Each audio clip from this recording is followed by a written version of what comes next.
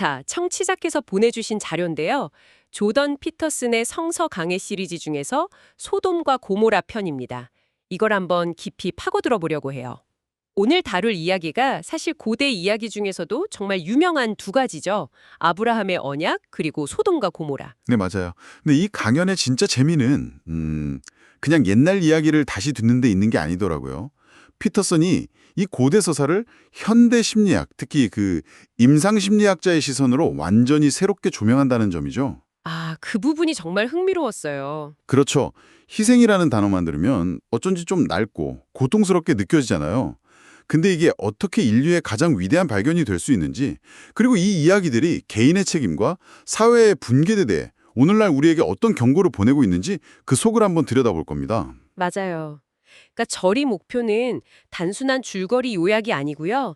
이 오래된 이야기 속에 숨어 있는 어쩌면 청취자님의 삶에도 직접 적용해 볼 수 있는 그런 심리적인 원칙들을 함께 발견해 보는 겁니다. 좋습니다. 자, 그럼 그 첫 번째 단추, 바로 희생이라는 개념부터 한번 풀어볼까요? 피터슨이 강연 시작부터 아주 단호하게 말하죠. 희생은 인류의 가장 위대한 발견 중 하나다. 이게 좀 의아하게 들릴 수 있잖아요. 보통 희생하면 뭔가 손해보고 고통받는 걸 떠올리니까요. 그렇죠. 근데 그는 더 나은 미래를 위해서 현재 무언가를 포기하는 이 행위 자체가 사실은 미래라는 개념을 발견한 것과 같다고 말해요. 아, 미래의 발견이다. 네. 동물은 미래를 위해서 현재를 희생하지 못하거든요. 오직 인간만이 지금 이 즐거움을 참으면 내일 더 큰 보상이 올 거야 라고 생각할 수 있다는 거예요. 이게 사실 엄청난 지적 도약이라는 거죠. 그런데 피터슨은 여기서 한 걸음 더 나아가요. 이걸 아주 실용적인 심리적 조언으로 연결합니다. 어떤 식으로요? 희생이란 단순히 무언가를 포기하는 게 아니라 더 이상 필요 없는 것을 태워버리는 행위라고 재정의를 해요. 더 이상 필요 없는 것을 태워버린다. 와, 굉장히 강렬한 표현이네요. 그렇죠. 한번 생각해 보세요. 우리가 살면서 낡은 생각이나 나쁜 습관, 더 이상 도움이 안 되는 관계 같은 불필요한 짐들, 이걸 계속 짊어지고 간다고요. 피터슨은 그 짐들이 결국 우리 내면의 혼돈이 되어서 우리를 짓누르고 만성적인 스트레스를 유발한다고 봐요. 아, 그게 스트레스가 되는군요. 네. 그리고 그 스트레스가 우리 몸의 시스템을 과부하 상태로 만들어서 결국 우리를 더 빨리 늙고 병들게 한다는 임상적인 통찰까지 제시하죠. 그러니까 가볍게 제대로 살아가려면 끊임없이 불필요한 것들을 희생해야 한다는 거예요. 와, 그렇게 들으니까 희생이 단순히 뭔가를 잃는 게 아니라 오히려 나를 가볍게 하고 앞으로 나아가게 하는 필수적인 과정처럼 느껴지네요. 바로 그겁니다. 여기서 피터슨이 희생의 개념이 역사적으로 진화해 왔다고 설명하는 부분도 정말 흥미로웠어요. 네, 그 부분이 정말 재밌죠. 처음에는 아주 구체적이고 외부적인 것, 예를 들면 가장 좋은 가축을 신에게 바치는 동물 제사의 형태였죠. 네네. 그러다가 그 희생의 대상이 조금 더 개인적인 것, 즉 자신의 신체 일부를 바치는 할례 같은 형태로 옮겨가고요. 그리고 마침내 이 개념이 완전히 내면화가 되는 겁니다. 이제는 나의 나쁜 습관이나 편견 같은 심리적인 부분을 버리는 것으로 진화했다는 거죠. 아, 외부의 것에서 내 몸으로, 그리고 결국엔 내 마음으로 점점 더 깊숙이 들어온 거군요. 정확해요. 그리고 이 내면화 과정이 왜 중요한지에 대해 피터슨이 드는 예시가 바로 새해 다짐이에요. 아, 새해 다짐이요? 매년 하는 그거? 네, 우리 매년 하잖아요. 헬스장 가야지, 영어 공부해야지. 근데 왜 그렇게 쉽게 실패할까요? 피터슨의 진단은 바로 희생의 진지함이 없기 때문이라는 겁니다. 진지함이 없다. 네, 옛날 사람들이 뒤뜰에서 가장 아끼는 염소의 목을 치면서 제사를 지냈다고 상상해 보세요. 그건 충격적이고 피비린내도 나고 평생 잊을 수 없는 경험이었을 거예요. 그만큼 자신의 약속에 엄청난 무게를 부여하는 의식이었죠. 그렇죠. 그런데 우리는 그냥 내일부터 다이어트 하고 쉽게 말해버리잖아요. 그 약속을 지키기 위한 어떤 충격적인 의식도 잊을 수 없는 표식도 없으니까 너무 가볍게 여기고 쉽게 잊어버린다는 거죠. 아, 희생에는 그만한 무게가 필요하다는 통찰이군요. 그 무게와 진지함이라는 키워드가 바로 다음 이야기인 아브라함의 언약과 완벽하게 연결되는 것 같아요. 맞습니다. 신이 아브라함에게 내 앞에서 행하여 완전하라고 말하죠. 네, 그 장면이요. 즉, 네가 항상 궁극적인 가치 앞에서 심판받고 있다는 사실을 잊지 말고 그 의식을 가지고 미지의 세계로 용감하게 걸어가라는 요구라는 거죠. 항상 심판받고 있음을 의식하며 산다는 건 생각만 해도 엄청난 압박인데요. 그렇죠. 그런데 바로 여기서 피터슨이 임상심리학자로서 정말 놀라운 관점의 전환을 보여줘요. 그는 불안장애 환자들을 치료하면서 깨달은 게 있다고 해요. 진짜 미스터리는 사람들이 왜 불안해하는가가 아니라는 겁니다. 그게 아니면 뭐죠? 세상이 이렇게 위험하고 복잡한데 어떻게 우리가 늘 불안에 떨며 살지 않을 수 있는가? 이게 진짜 미스터리라는 거죠. 와, 질문을 완전히 뒤집어 버리네요. 네. 그리고 그에 대한 답을 우리 뇌의 작동 방식에서 찾아요. 우리가 두려운 대상을 피하려고 할 때 우리 뇌는 방어와 위축 시스템을 사용해요. 꽁무니를 빼는 거죠. 하지만 우리가 이건 두렵지만 내게 중요하니까 자발적으로 마주하겠어 라고 결심하는 순간 뇌는 완전히 다른 시스템을 쓰기 시작한대요. 다른 시스템이요? 네, 바로 도전과 접근 시스템. 그리고 이 시스템이 활성화될 때 우리는 두려움을 덜 느끼는 게 아니라 똑같은 두려움 앞에서도 더 용감하게 행동할 수 있는 존재가 된다는 겁니다. 그러니까 아브라함이 신의 부름에 응답해서 미지의 땅으로 떠나는 행위 자체가 바로 그 도전과 접근 시스템을 온몸으로 보여주는 거군요. 바로 그겁니다. 스스로 용기를 선택하는 과정인 거죠. 아, 그리고 그 엄청난 약속, 그 모험으로의 부름을 절대 잊지 않게 만드는 물리적인 증표가 바로 할례라고 피터슨은 해석해요. 현대인의 시각으로 보면 그저 잔인하고 이상한 풍습처럼 보일 수 있지만 그 본질은 그 약속의 무게를 자신의 몸에 영원히 새기는 행위라는 거죠. 아까 말한 잊을 수 없는 표식의 궁극적인 형태군요. 문신처럼 고통을 통해 기억을 새기는 거네요? 그렇죠. 여기서 피터슨이 드는 원숭이 잡는 항아리 비유가 정말 기가 막혀요. 아, 그 항아리 이야기요? 네, 항아리 안에 원숭이가 좋아하는 먹이를 넣어두면 원숭이가 손을 넣어서 먹이를 꽉 쥐어요. 그런데 주먹을 쥔 채로는 손이 항아리 입구에 걸려서 빠지지 않는 거죠. 사냥꾼이 다가오는데도 손에 쥔 하찮은 먹이를 포기하지 못해서 결국 잡히고 만다는 거예요. 아, 부분, 그러니까 그 먹이를 지키려다가 전체 자기 목숨을 잃는 거네요. 네, 할례는 그 반대를 상징하는 극적인 행위입니다. 전체, 즉 신과의 약속과 더 나은 미래라는 더 큰 가치를 위해 부분, 내 신체의 일부를 기꺼이 희생하는 거죠. 이 원리를 몸으로 체득하게 만드는 아주 강력한 의식이라는 겁니다. 이렇게 개인의 책임과 희생에 대한 깊은 논의를 거쳐서 피터슨은 이제 이야기의 무대를 사회 전체로 확장시키죠. 아브라함이라는 책임을 질러 개인의 극단적인 반대 사례로 소돔과 고모라를 제시합니다. 네, 여기서도 피터슨은 아주 중요한 점을 먼저 짚고 넘어가요. 이 이야기는 흔히 알려진 것처럼 동성애에 대한 비난이 핵심이 아니라는 겁니다.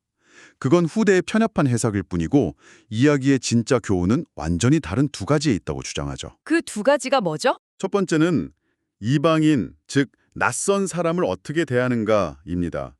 이야기 전반부에 아브라함이 낯선 나그네 3명을 만나잖아요. 네, 맞아요. 아브라함은 그들이 누구인지도 모르면서 달려가서 극진히 대접하고 최고의 음식을 내어주죠. 네, 맞아요. 그 결과가 뭐였죠? 아들을 낳게 될 거라는 엄청난 축복을 받습니다. 낯선 사람을 환대한 것에 대한 보상이군요. 단순한 보상 이상의 의미가 있어요. 피터슨은 이 태도가 서구 문명과 법 체계의 가장 근본적인 아이디어, 즉 모든 개인은 초월적인 가치를 지닌다는 생각의 뿌리라고 봐요. 우리가 낯선 사람을 만날 때 그 사람이 노숙자일 수도 혹은 세상을 바꿀 위대한 인물일 수도 있죠. 우리는 알 수 없어요. 그렇죠. 그렇기 때문에 그들을 환대하는 것은 그들 안에 잠재된 최선의 것을 이끌어내려는 용기 있는 믿음의 행위라는 겁니다. 반면에 소돔 사람들은 정반대의 행동을 하죠. 완전히 정반대죠. 롯의 집에 찾아온 낯선 천사들을 보고 그들은 환대하기는커녕 끌어내서 집단으로 유린하려고 달려들잖아요. 피터슨은 이걸 모든 문명적인 규칙과 제약이 완전히 무너진 상태, 오직 가장 즉각적이고 야만적인 욕망 충족만이 남은 완전한 사회적 붕괴의 상징으로 봅니다. 이웃에 대한 존중도 미래에 대한 고려도 아무것도 없는 상태? 네, 어떤 책임감도 없는 상태인 거죠. 그렇다면 소돔의 죄란 구체적으로 무엇을 의미하는 걸까요? 피터슨은 죄, 씬의 어원이 관역을 빗나가다라는 점을 강조해요. To Mr. Mark, 즉 올바른 목표를 향해 나아가지 못하고 존재의 올바른 질서를 위반하는 모든 행위를 의미한다는 거죠. 그리고 그는 이 고대의 이야기를 20세기의 끔찍한 비극과 연결시킵니다. 아, 나치즘이나 소련의 굴라크 같은 이야기가 갑자기 아주 무거워지네요. 네. 그는 알렉산드르 솔제니친의 말을 인용해요. 그런 거대한 국가적 재앙은 히틀러나 스탈린 같은 괴물 한두 명이 갑자기 나타나서 생긴 게 아니라는 겁니다. 수백만 명의 평범한 개인들이 각자의 자리에서 작은 거짓말을 삼키고 진실 앞에서 침묵하고 비겁한 선택을 반복하며 삐뚤어진 삶을 산 결과물이 바로 그것이었다는 거죠. 아, 소돔과 고모라의 이야기는 바로 그 개인의 책임 방기가 어떻게 사회 전체의 지옥으로 이뤄지는지를 보여주는 고대의 경고문이라는 거예요. 개개인의 작은 관역 빗나감이 모여서 도시 전체를 파멸로 이끈 거군요. 그 파멸의 장면에서 롯의 아내가 소금 기둥이 되는 이미지는 정말 강렬해요. 이건 어떻게 해석해야 할까요? 피터슨의 해석은 아주 단호하고 명확해요. 재앙에 대한 향수는 없다. No nostalgia for catastrophe. 만약 당신이 끔찍하고 파교적인 관계나 상황에서 막 벗어났다면 절대 뒤돌아보지 말라는 겁니다. 그곳에 두고 온 하찮은 것들의 미련을 갖는 순간 당신도 그 파멸의 일부가 돼서 굳어버리고 만다는 거죠. 와, 죽은 과거는 과감하게 버리고 앞으로 나아가야 한다는 아주 강력하고 실용적인 심리적 교훈을 던져주는 장면입니다. 정말 소름 돋는 해석이네요. 그런데 이 모든 파괴와 절망 속에서 피터슨은 마지막에 아주 작은 희망의 불씨를 발견하죠. 아브라함이 심과 흥정하는 장면에서요. 맞아요. 그 장면은 정말 놀랍죠. 신이 소돔을 멸망시키겠다고 하니까 아브라함이 감히 신에게 말을 걸잖아요. 의인 50명이 있으면 용서하시겠습니까? 부터 시작해서 45명, 40명, 결국 10명까지 숫자를 깎죠. 네. 피조물이 창조주와 협상을 하는 어떻게 보면 불경스러워 보일 수도 있는 장면인데 그렇죠. 근데 피터슨은 여기서 세 가지 아주 중요한 통찰을 이끌어냅니다. 첫째, 인간은 신 혹은 당신이 생각하는 궁극적인 현실이나 당신 자신의 양심과도 대화하고 협상할 수 있는 존재라는 것. 둘째, 아주 소수의 선한 사람들만으로도 완전히 타락한 공동체가 파멸을 면할 수도 있다는 희망의 메시지. 그리고 마지막으로 이게 가장 중요한데 선이 악보다 근본적으로 더 강력하다는 믿음입니다. 선이 악보다 더 강력하다. 보통은 악의 힘이 더 파괴적이고 거대하게 느껴지는데요. 그렇죠. 하지만 생각해보세요. 부패한 시스템 전체가 거짓말로 뒤덮여 있을 때 단 한 사람이 나타나서 진실을 외치는 것만으로도 그 시스템 전체가 흔들리고 무너질 수 있잖아요. 피터슨은 이게 서구 문명의 근간에 깔린 매우 중요한 믿음이라고 봐요. 아브라함의 흥정은 바로 그 믿음을 보여주는 극적인 장면이라는 겁니다. 소수의 진실하고 책임감 있는 존재가 거대한 혼돈과 악을 이겨낼 수 있다는 가능성이군요. 바로 그거죠. 와, 정말 기나긴 여정이었네요. 개인의 내면에서 시작된 희생이라는 개념이 한 개인의 책임을 거쳐 사회 전체의 붕괴와 구원에 대한 이야기까지 연결되는군요. 이 모든 것을 관통하는 하나의 시를 꼽자면 역시 책임이라고 할 수 있겠네요. 정확합니다. 피터슨의 모든 메시지는 결국 그 단어로 수렴돼요. 그리고 그는 이 책임이 어떻게 작동하는지에 대해 아주 흥미로운 심리적 메커니즘을 설명합니다. 바로 이상을 세우는 행위가 곧 내 안에 심판관을 만드는 행위라는 거예요. 이상을 세우는 게 심판관을 만든다? 조금 더 설명해 주시겠어요? 예를 들어서 청취자께서 나는 앞으로 더 정직한 사람이 되겠다라는 이상을 세웠다고 해보죠. 그 목표를 설정하는 바로 그 순간 당신 내면에는 그 이상에 비추어 현재의 당신을 판단하는 기준, 즉 내면의 심판관이 동시에 태어난다는 겁니다. 아, 기준이 생기는 거군요. 네. 그 심판관은 당신이 사소한 거짓말을 할 때마다 이건 아니지, 이건 너의 이상이 어긋나 라고 속삭이기 시작하죠. 그리고 그 목소리에 귀를 기울여서 불필요한 부분, 즉 거짓말하는 습관을 희생하고 태워버릴 때 우리는 더 나은 존재로 나아갈 수 있다는 거예요. 이게 바로 불사조처럼 스스로를 끊임없이 쇄신하는 과정이라는 거죠. 그렇군요. 결국 모든 변화의 시작은 내가 어떤 목표, 어떤 이상을 세우느냐에 달려있다는 말이네요. 오늘 분석을 마무리하면서 이 깊은 이야기가 청취자님께 하나의 질문을 던지는 것 같습니다. 어떤 질문이죠? 고대 그리스의 철학자 소크라테스에게는 다이몬이라는 내면의 목소리가 있었다고 하죠. 이 목소리는 그에게 무엇을 해야 할지는 알려주지 않고 오직 무엇을 하지 말아야 할지만 경고했다고 합니다.